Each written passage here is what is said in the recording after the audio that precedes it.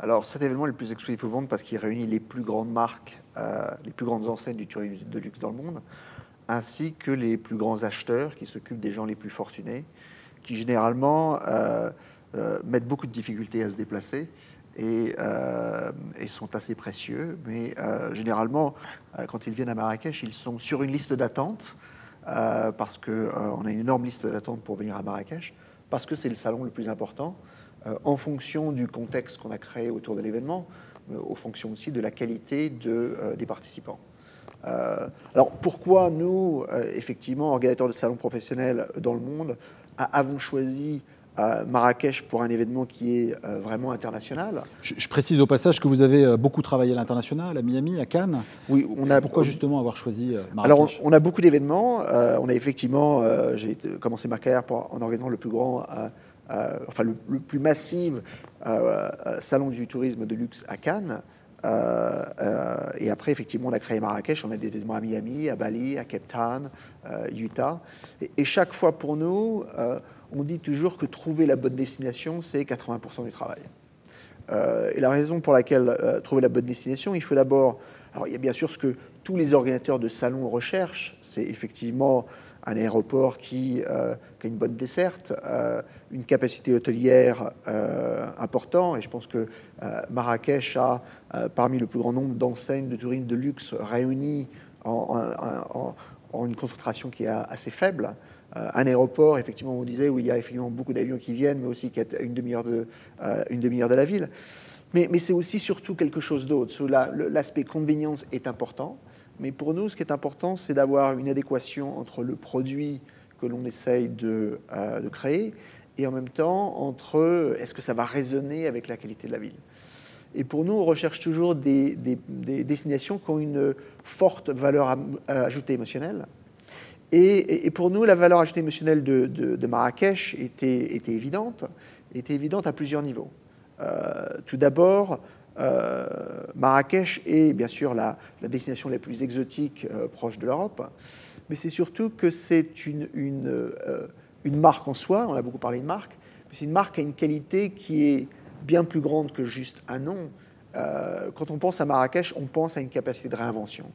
On a beaucoup parlé de effectivement la Big Need Generations, Jack Kerouac, toutes ces personnes qui sont venues à Marrakech au Maroc pour se réinventer, et c'est quelque chose qui n'a jamais cessé.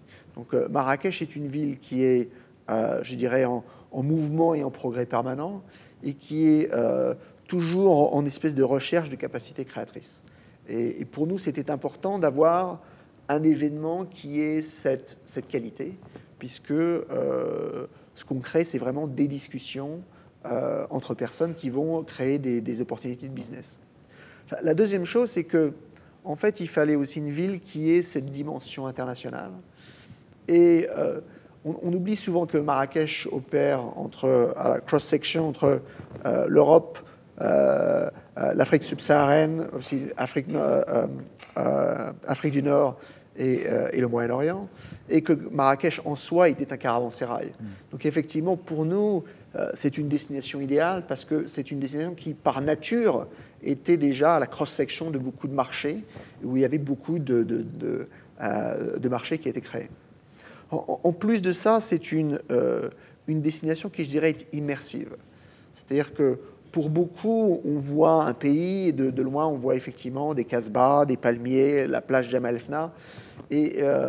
Mais arriver sur place et découvrir une destination qui a énormément de tolérance, qui est très créatrice, tolérance vis-à-vis des religions, tolérance en termes de... le premier nightclub a été créé aussi en Afrique, à Marrakech. Donc beaucoup de choses se passent en permanence. Et ce qui est intéressant pour nous, c'est qu'il était évident pour nous que Marrakech devait être la destination d'un salon qui se voulait de changer la vie des gens. Donc, Pure, les gens viennent du monde entier pour changer la vie de leurs clients. Et on pensait que Marrakech a cette capacité de changer la vie, touche toutes les personnes qui viennent ici d'une certaine façon. Et je pense que non seulement il y a cette qualité, Mais en 10 ans que nous sommes à Marrakech, on a vu la qualité de progression de Marrakech. De quelques enseignes de luxe, maintenant, je dirais l'offre de luxe, l'offre de la ville, n'arrête pas de changer chaque année. Et on voit de plus en plus, effectivement, d'hôtels de luxe créés, de palais de congrès créant l'avenir. Donc, très souvent, quand on veut investir, il faut investir non seulement pas dans ce qui est aujourd'hui, mais ce que sera demain. L'investissement, c'est créer de la valeur ajoutée. Et pour nous, investir à Marrakech, c'était investir dans ce que c'était, mais en voyant que c'était une ville en mouvement permanent.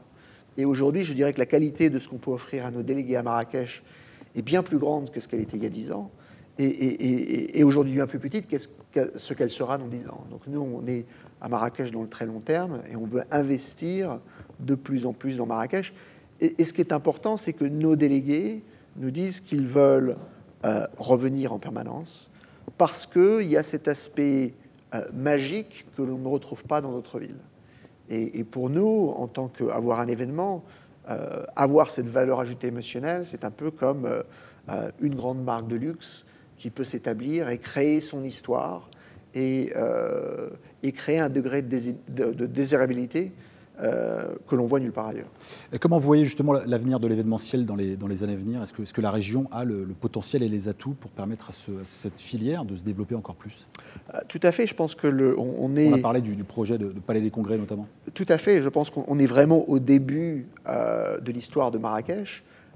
Moi, je crois personnellement que Marrakech a la capacité d'être en compétition avec les plus grandes villes en termes d'organisation de congrès. Je pense que Marrakech a beaucoup de similarités avec la ville de Cannes, parce que ce sont des villes qui ne sont pas des villes de business en général, mais qui ont une valeur ajoutée émotionnelle qui est vraiment particulière.